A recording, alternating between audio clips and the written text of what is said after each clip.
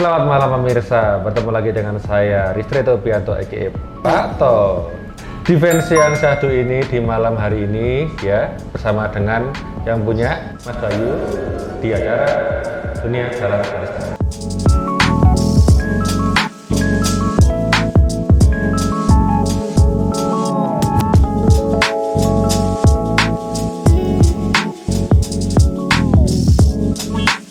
Oke, seperti yang tadi sudah saya spoil, sekarang kita sudah bersama dengan Mas Bayu. Nah, silakan, selamat datang.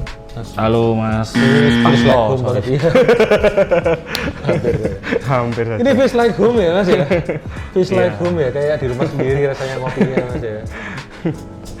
Oke, keren. Ini tapi dulu ini kalau nggak salah versi ini bukan di sini ya Mas ya? Bukan di sini. Di Trawulan Square. Trawulan Square? Trawulan Square. Beneran ini? Beneran. Terus kan mana sih? Roko Trawulan Square. Oh, oke. Trawulan Square loh. Trawulan Square. Trawulan Square, terus itu pindah lagi? Pindah. Di sini mungkin jalan 10 bulan. Oke. Jalan 10 bulan ini. Oke. Siap-siap. Mungkin Mas Bayu mungkin bisa diceritain dulu. Dulu kan kayaknya bukan dari kopian Mas Bayu ya? Ya, bukan. Jadi dulu ya saya ini sih dulu pegawai sih Mas. Sorry Pak Toh. Dulu pegawai, habis itu mulai nyoba usaha kafe ya. Kalau dulu lebih ke kafe, bukan specialty coffee atau coffee shop atau apapun itu. Dulu lebih ke kafe. Oke. Jadi ya sekedar mencari rezeki di kafe-kafean pada saat itu di 2012. 12. Iya. 11 tahun lalu itu berarti ya? Hampir 11 tahun. Belum 11 tahun. Tahun ini. Gitu. Terus baru habis itu terus masuk ke kafe, baru ke kopi. Ya, jadi dulu gini ceritanya. Saya dulu pekerja, habis itu resign, nikah, ketemu sama temen, kebetulan temennya istri, diajak bikin kafe. Karena kebetulan dia waktu itu barista juga, namanya Rian. Nah, setelah itu saya ngajak join teman saya. Jadi fans dulu berempat. Jadi saya, istri saya, teman saya sama pacarnya. Jadi kita jalan berempat. Dulu di Trawulan Square itu, Ruko Trawulan Square itu. Jadi kita jalan. Setelah kita sewa, peralatan sudah beli, Siriannya keterima kerja. Oke, ditinggal jadi Mas ya.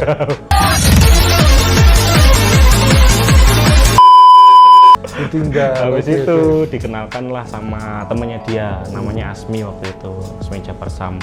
Ya kita jalan, kita running, kurang lebih sekitar mungkin 8-10 bulanan ya. Jadi ya namanya join, rame bertengkar, sepi bertengkar.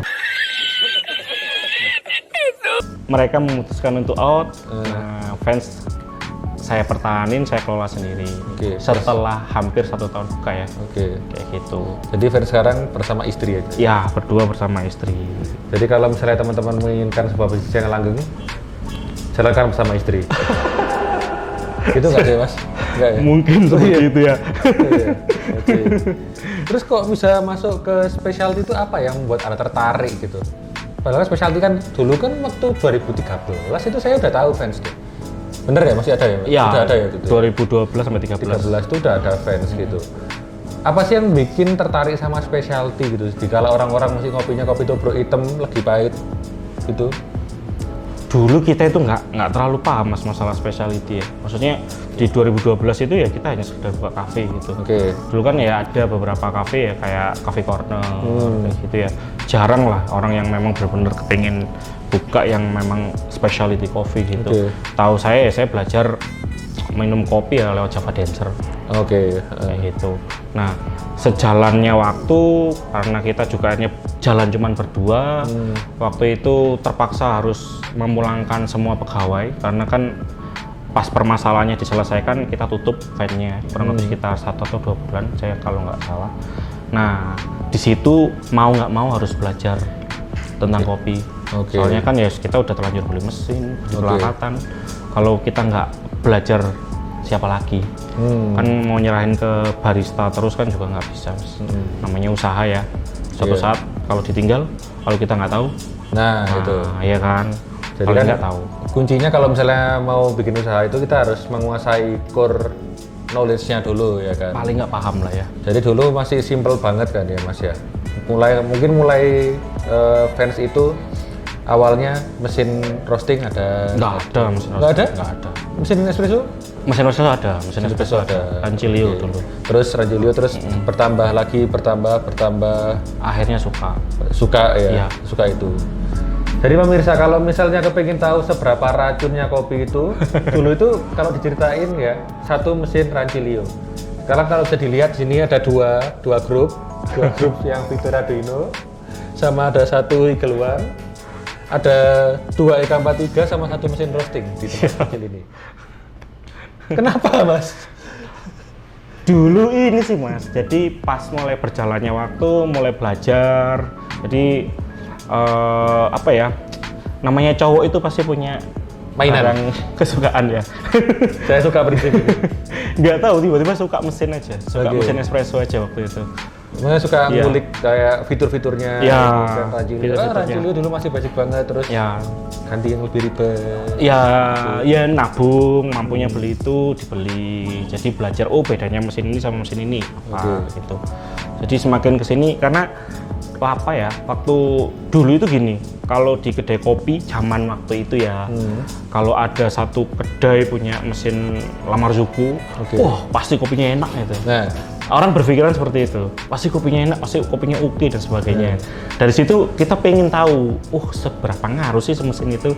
Nah, main ke satu kedai, waktu itu pernah nyoba Shiniso, waktu alhamdulillah diizinin sama Mas Audi yang punya Ecos itu kan, kita nyoba, mesin ini tipikalnya seperti ini. Dari situ sih semakin kesini, dan dulu kan waktu awal-awal saya buka fans ya, mulai pecahnya fans itu, saya kan tinggal di ruko Mas, tinggal di ruko di lantai 3, jadi bawah itu kan langsung jalan besar ya.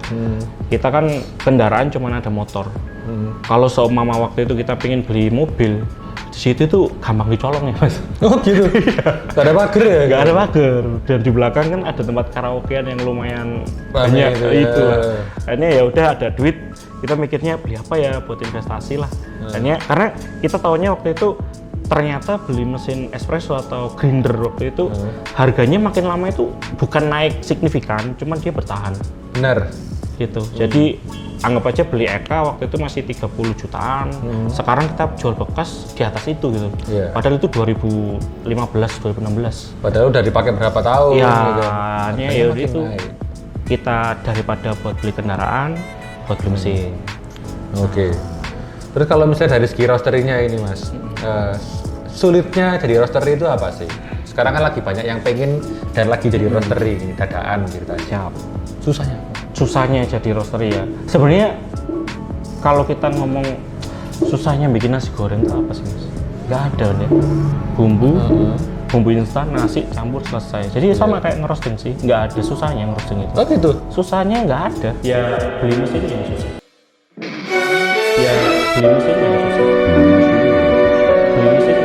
Oke. Yang susah profilingnya menurut saya. Oke. Jadi istilahnya beli green bean, masukin mesin roasting, biarin nanti warnanya berubah, entah itu airflow dibuka atau entah airflow itu kebuka, semuanya ketutup, pasti jadi. Kita minum pasti bisa. Iya. Nah, kalau mau istilahnya mau lebih gelap, lamain, mau lebih terang, ya bentarin. Sesimpel itu sebenarnya kan. Cuman kalau kita ngomong profiling, itu yang susah menurut saya. Saya kayak orang bikin espresso, orang bikin kopi, susahnya apa sih? Nge-grind, kasih air, selesai.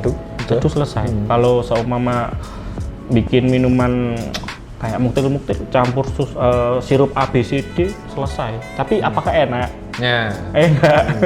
Enaknya kan beda ya kan. Hanya orang-orang tertentu mungkin yang bisa ngeracik kan. Ya sama kayak ngerosting. Kalau ditanyain ngerosting itu susah atau enggak? Yang susah profilingnya sih. Jadi profilingnya menurut saya. Kalau gorengnya ya udah goreng aja bisa, semua orang bisa goreng kopi. Betul gitu kan. Tapi kalau misalnya dari segi roastery itu kan nggak cuman goreng tok ini Mas ya. Ada yang pemilihan green beans-nya, ada yang sourcing dari petani atau dari prosesornya, ada yang ketipu tengkulak gitu. Selamat Anda kena prank. Seberapa ngaruh sih kenaikan harga biji kopi itu? Gini sih Mas Toh, Sebenarnya kan kalau kenaikan harga bin seumpama diimbangi sama kenaikan harga jual itu nggak masalah. Oke. Nah, permasalahannya di Malang, Mas To juga paham. Harga bin naik, harga jual kita agak susah buat naikin. Ya, karena mau naikin ini juga nggak tega. Ini anak-anak masih jual kopinya 10.000. Bukan saya yang ngomongnya. Ya gitu ya. Jadi nggak bisa dijual lebih mahal juga. Akhirnya ya malah sekeluruhan ekosistem kita yang makin jelek gitu. Karena kok kopinya makin gak enak ya. Ya bukan itu. Tapi yang disalahkan gimana ya? Mau jelasin harganya naik juga ya susah karena emang prosesnya panjang. Tuh. Betul. Saya mengamini itu Mas To. Iya. Harga dulu itu 1 kilo anggap aja Arabica 90 ribuan. Tahun berapa, Pak? 90 ribu itu 2000 berapa ya? 2018-an lah. Masih 90, 95 segituan. Nah, habis itu naik. Waktu itu harga jual kita 1 kilo anggap aja yang 50-50 ya. Itu sekitar 140 ribu sampai 150. Nah, permasalahannya dulu yang roasting masih sedikit. Jadi masih bisa lah kita naikin ya. Kalau sekarang kan teman-teman yang roasting makin banyak juga. Adalah satu tempat dia nyewain mesin, banyak yang roasting di situ. Jadi mereka pola pikirnya adalah sekalian saya belajar, yang penting jalan walaupun untungnya sedikit. Benar. Pola pikir itu yang akhirnya kadang-kadang ngancurin bisnis ini juga sih, ekosistem di sekitarnya juga. Dari roasteringnya jadi makin kacau. Iya, jadi istilahnya punya bin, masukin bati 20.000, 15.000, nggak masalah gitu. Akhirnya seperti itu, profiling, urusan belakang. Yang penting 50-50, harga 120 gitu. Itu sih yang akhirnya kadang-kadang kita juga mau naikin takut ya, jujur takut kehilangan customer pasti. Akhirnya berusaha ngikutin tapi sedikit ngedukasi. Kalau bin kita seperti ini nih gitu. Kalau sama kamu dapat harga yang lebih murah, jelas binnya downgrade. Bukan yang seperti ini gitu. Soalnya grade 1 aja range-nya udah 100 ke atas ya. Kayak gitu. Lebih ke situ sih. Mau nggak mau ya. Itu nggak bisa dihindari sih. Ya, betul. Tapi kalau ada coffee shop atau cafe gitu, mereka akhirnya beli mesin roasting, terus roasting sendiri dengan alasan ya soalnya lebih murah daripada kita sekilo itu harganya katakanlah 200 ribuan ya, Arabica ya. Mending aku beli green beers-nya aja, tak olah sendiri, harganya 120-140 misalnya. Bener kan? Dulu di 2016 saya mulai ngerosting tuh dengan pola pikir seperti itu memang. Jadi memang karena gini, kita dapat terus bin waktu itu di Malang sendiri kan agak susah Mas To ya. Jadi kita ngambilnya juga beberapa dari Jakarta, Bandung dan sebagainya. Jadi harga harga rusbin sama harga ongkos kirim itu lumayan gitu untuk kita tanggung. Nah, kita berpikiran untuk nge-cut cost itu dengan cara kita ngerosting sendiri. Seperti itu memang. Jadi ya try and error. Pasti itu try and error. Cuman waktu itu saya tetap pakai roastingan mereka tapi sambil belajar. Seperti itu. Berperan lah dilepas. Nah, gitu enggak. Jadi mulai berani jual itu mungkin di 2017 mungkin ya. Jualan retail. Itu pun waktu itu setelah selesai dari kompetisi. Sebelumnya ya ada 2 bin lah ya. Yang satu dari roaster yang dari Jakarta yang memang kita pakai, satu yang dari kita sambil belajar ngenalin. Nah, dari situ kehilangan customer saya ngerasain juga. Karena kan pasti ada beberapa customer yang memang dia istilahnya edik lah sama bin yang roastingan Jakarta. Saat kita mulai ngenalin roastingan kita yang masih ajak adul, mereka ngerasa kok jadi gini ya roastingannya ya, kok kopinya jadi gini ya, pasti kayak gitu. Itu permasalahan di roastery memang seperti itu. Karena kan memang nge-cut costing, tapi namanya roastery kan ada try and error. Harus buang bin untuk kita nyoba, bin ini bagus, ini bin ini nggak layak lah, atau ini binnya harus diginiin. Itu buangnya lumayan banyak. Kayak gitu. Tapi kalau mereka asal beli bin langsung roasting, asal jadi, asal jual, ya senjata makan tuan bisa. Costing ya murah, tapi kadang-kadang bisa bikin kita kehilangan customer juga. Jadi itu basicnya harus belajar lagi. Betul, harus try and error dulu, baru berani untuk. Banyak ya trial errornya Mas ya? Kalau di van, urutannya gini sih biasanya, sampai sekarang. Kita beli bean, habis itu kita coba di sampel roast, kita coba beberapa sampel, kita cupping, kalau semua yang profil ini nih yang oke. Kita masukin ke mesin yang agak gedean, kita coba dulu seminggu. Untuk istilahnya perubahan rasanya gimana sih gitu. Nggak kita langsung pack seperti ini, nggak. Jadi kita taruh di situ dulu, rasanya berubah nggak, jadi lebih enak atau enggak kayak gitu. Setelah anggap aja udah seminggu 2 minggu kita rasa oke, kita note profil rasanya seperti apa, mulai dari aromanya, mouthfeel-nya seperti apa, acidity-nya seperti apa, baru kita rilis. Jadi prosesnya lumayan panjang. Kalau profile roast, saya punya mesin popcorn itu. Bisa pakai itu mas juga mas. Pakai itu juga. Pakai itu. Ternyata Mas Bayu pakai mesin popcorn juga pemirsa. Beli kalau mahal mas. Iya. Kalau 50 juta ya? Iya segitu. Set. 50 up lah. Ada sih sebenarnya yang 10 jutaan, cuman kan ya lumayan ya mas ya. Iya. Masih lumayan. Ya semoga ada brand lokal yang connect artisan, harganya bisa belasan atau puluhan. Ya 8 juta, 10 juta, 11 juta, masih oke lah. Karena nggak banyak ya, betul namanya, ya dari secara roastery gini ya. Pasti kan kita ngelirik roast yang bikin mesin roasting buatan lokal. Siap. Itu kan ada. Kabarnya juga bagus-bagus ya mas? Sekarang itu gini sih, kalau kita ngomong mesin roasting itu bagus-bagus ya. Roastery juga banyak gitu loh. Jadi bean mahal-mahal. Bener. Bagus-bagus juga. Nah, yang kita butuhin sekarang lebih ke sampel roast sih kalau saya. Jadi ya semoga ada produsen yang mungkin suatu saat mau serius di sampel roast ya. Jadi selain bisa 50 atau 100 gram sebelum kita ke production roast. Itu sangat membantu kita untuk nentuin profil yang tepat untuk bean itu. Jadi nggak beli, masukin mesin roasting, jadi ya udah ternyata kalau meleset nanti selesai. Atau tetap dijual. Nah itu yang parah. Seperti itu, kejadiannya seperti itu. Diskon banding harga. Nah, jarang sih, biasanya tetap dijual harga mahal. Lebih parah ternyata ya. Nah biasanya mereka ngasih note sih, kalau nyedupin saya nanti suhunya dinaikin segini, itu biasanya terus. Jadi 99 derajat ya. Ya begitulah. Jadi untuk teman-teman atau bapak-bapak, ibu-ibu yang memproduksi mesin roasting yang nonton video ini, tolong bikin sampel roast yang bagus, yang buat sampel roaster, karena itu marketnya bukan cuma buat roaster aja pak. Ya. Sekarang kan lagi marak home brewers. Siapa tahu di sini sudah marak lagi namanya home roaster. Ya. Saya dulu belajar juga dari sampel roast kok, dari mesin roasting 200 gram. Untuk istilahnya apa ya? Untuk naik kapasitas itu setahun dulu belajar di sampel roasting, karena kan ya nggak terlalu buang banyak mas. Masukin 100, ternyata profil SOS itu seperti ini, flat seperti ini, fast roast seperti ini, middle, long roast itu seperti apa. Jadi lebih bermanfaat lah kalau kita belajar dari sampel roast dulu. Kalau kita langsung mutusin ke mesin besar itu takutnya buang beannya kan lumayan. Gegabah. Ya bisa. Karena ada informasi yang didapat dari situ. Ya betul seperti itu. Saya yakin sih orang yang punya mesin besar, kalau memang ada sampel roast yang buatan Indonesia dan dia bagus, pasti mau beli. Iya.